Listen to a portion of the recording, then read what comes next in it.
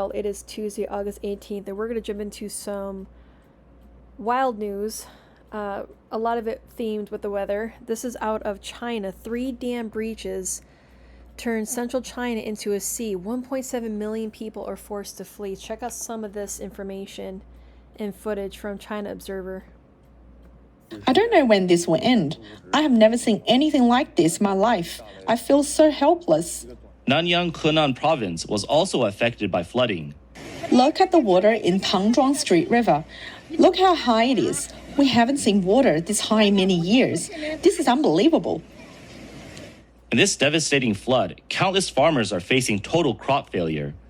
Next month was supposed to be when the peanuts and corn matured, but now they've been sitting underwater for 4 or 5 days. Now, with images like this and footage coming out that is miraculously coming out, a lot of people are starting to piece it together with these effects of the Super El Niño right now, which is supposed to be fully on starting in October, but the effects are already starting to take effect. So pig farmers, livestock, tobacco, vegetation, rice, food, different other crops, all devastated, and there's no end in sight. And the roots and stems have already started to rot. With damage on this scale, even emergency hand harvesting can't be done in time. The farmers have suffered heavy losses.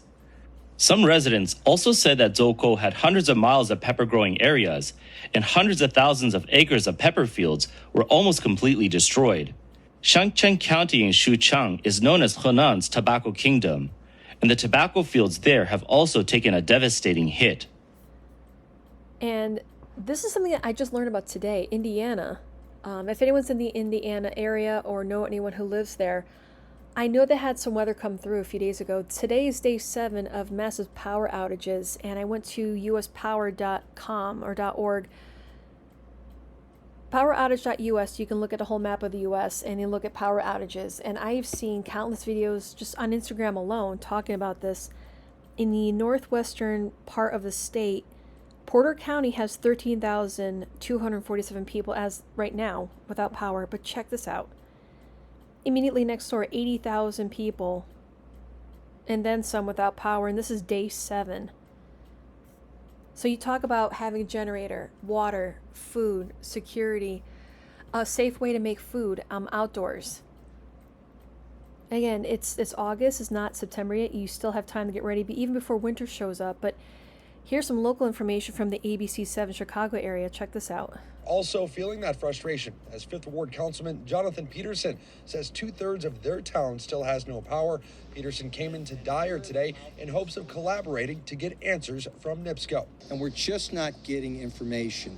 Look, we understand that this is a work in progress, but you gotta communicate with the residents so that there's some sense that progress is being made. We're not getting that right now. NIPSCO says it has had its crews working around the clock while also getting help from qualified contractors and the Indiana National Guard. Now, the company responding to these concerns with a statement late tonight, saying in part, restoration is dictated by the severity and extent of the damage. In some areas, repairs to major transmission and distribution infrastructure must be completed before work can begin on smaller sections of the system serving individual neighborhoods. Every community matters to us, and restoration priorities are based on system needs, safety considerations, and the work required to restore service to the greatest number of customers as efficiently as possible. Now, we have heard in recent days that the hope is to have a good amount of power restored for all of Northwest Indiana by Tuesday, and hopefully 100% of power by Friday. But in the meantime, everyone, the residents and the elected officials, asking for answers from NIPSCO. All right, like I said, it doesn't hurt to have a generator. Speaking of other challenges, JP Morgan warns of a massive global food supply crisis could begin next year as fertilizer shortages tighten agricultural supply and push food inflation higher. Now, I know a lot of you have been following this very well, are very aware of the shortages and the shutdown of the Strait of Hormuz and the fertilizer that's impacted the crops this year alone. That happened very early this year, I believe it was February, and massive impact. Oil prices, diesel prices, those prices are still going up right now, especially diesel. Farmers have issues. They try to pivot as best they could in these growing condition challenges, but now you have bankers and other commodities talking about the food shortage coming up. It's going to happen this fall, but even bigger next year because, again, you don't have that food rotation to put in the shelves for next year. So, again, everything we've talked about before, putting a little extra food aside each week, just being little by little, making those impacts. But again, when these bigger players are talking about it, that's not a good sign. JP Morgan warns a brutal grocery shock could hit boomers as USDA pays prices. Says prices may jump 12.3%. Is your nest egg ready? They're talking about investments, people tapping into their savings already just to buy food. People have been putting food and other necessities on credit cards. Credit cards, I think, are now almost $1.5 trillion. So you got stuff like this happening. Now you had early in the year when metals were rising, you had a lot of banks saying, oh, it's going to hit these targets, and then they backtrack. Now they're going back again. Again, just look at your situation, what fits best for you. Something else that popped up on my radar. There are school districts that are implementing biometric data on school buses and live video feeds. And one of the companies that is being tapped is called Verkada. And they're calling it school bus security. So here's the information, here's what it's going to look like. You can actually, there's live streaming of this, multiple camera angles. And there's this Dubai company with technology where they're going to scan the veins of kids going on the buses. So if it's as if there wasn't enough data collection going on, there's the website. Here are the customers. So you can actually go on their website, verkada.com, Verkada, and scroll down. And it's quite the list. It's not just some short. This goes on. New Mexico Department of Information Technology, Glendale Union High School, Yuma Union High School, Grand Canyon University, Napa Auto Parts, Wilson's Napa, Highly Unified School District, Sigma Pharma, South Coast Baptist College. You can just keep scrolling. Miami Dolphins Hard Rock Stadium, if you catch a game there. A lot of your data being collected. A lot more schools. Academy of the Arts. Colleges. You got resorts. Let's just randomly scroll and see where it stops. St. Mary's School. Mountain View Los Altos Union High School District. A lot of schools. School District Mondavi. San Luis Obispo, California. East Greenwich Township Police Department. I'll just scroll some more. Anyways, you can check this out and see Las Vegas, Government, Nevada.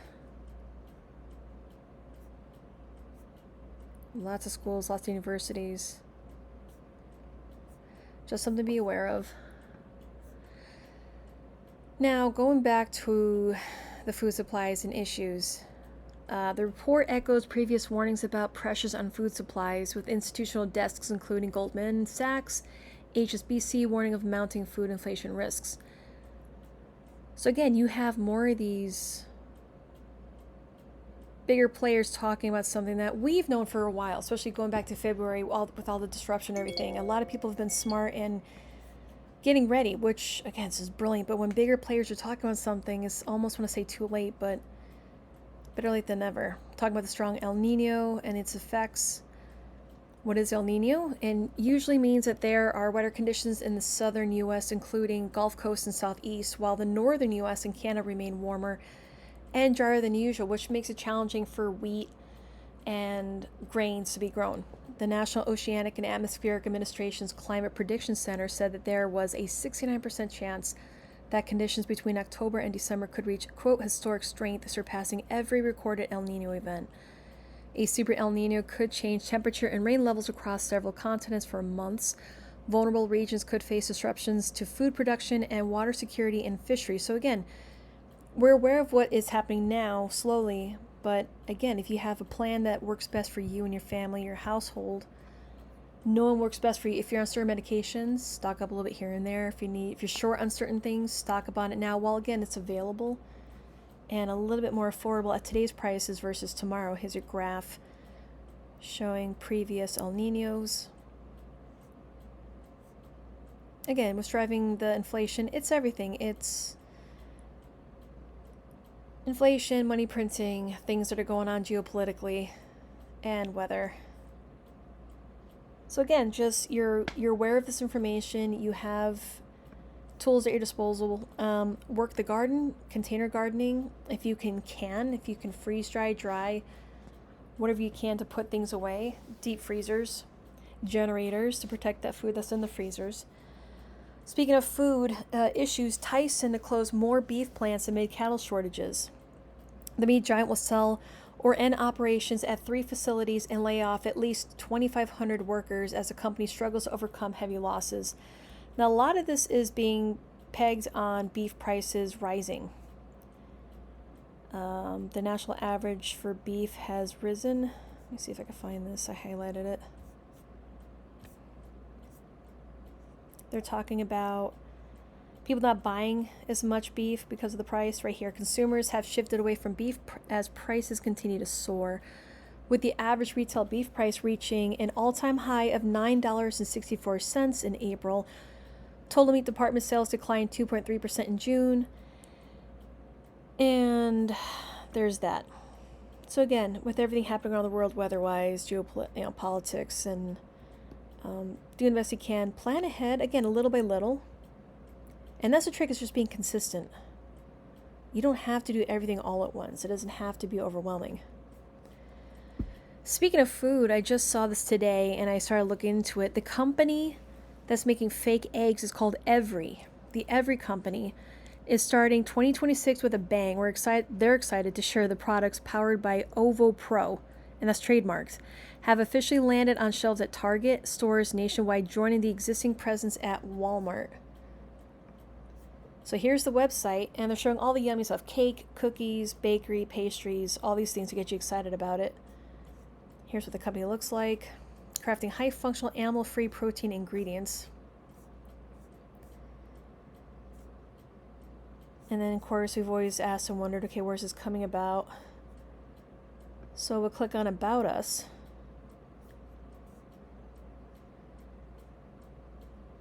They create real egg white proteins using the time-tested technology precision of fermentation and a pioneering patented process.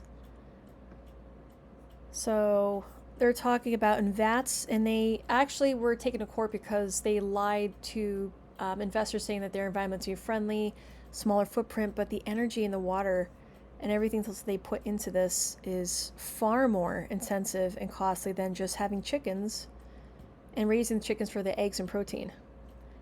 So here's their process. You start with nature's blueprint. Using a digital database, they find the exact genetic sequence for protein that they want, and they program yeast to do the work. They modified yeast cells to make the protein just like you'd make beer, only instead of alcohol, they make egg protein with fermentation. So there it is. So they let them brew inside the fermentation tanks.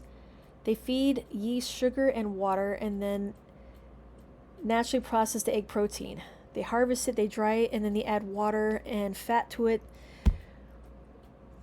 Make it make sense. But anyways, here are some places that are already putting it to use. 11 Madison Park, protein boosted coffee enhancer and matcha latte, Fermi, and protein boosted hard kombucha. So just something to put on your radar, be aware of. And the last gross thing that I saw today was Starbucks secretly tested lab-grown milk in stores without you even knowing. And this happened in the Seattle area back in 21 without any of their customers aware of this. In November of 21, Starbucks secretly ran lab-grown milk trials at their stores. Most customers had no idea what they were drinking. The lab-grown milk they were serving was developed from genetically engineered fungus. Starbucks partnered with a biotech company, Perfect Day, to make this happen. Yep.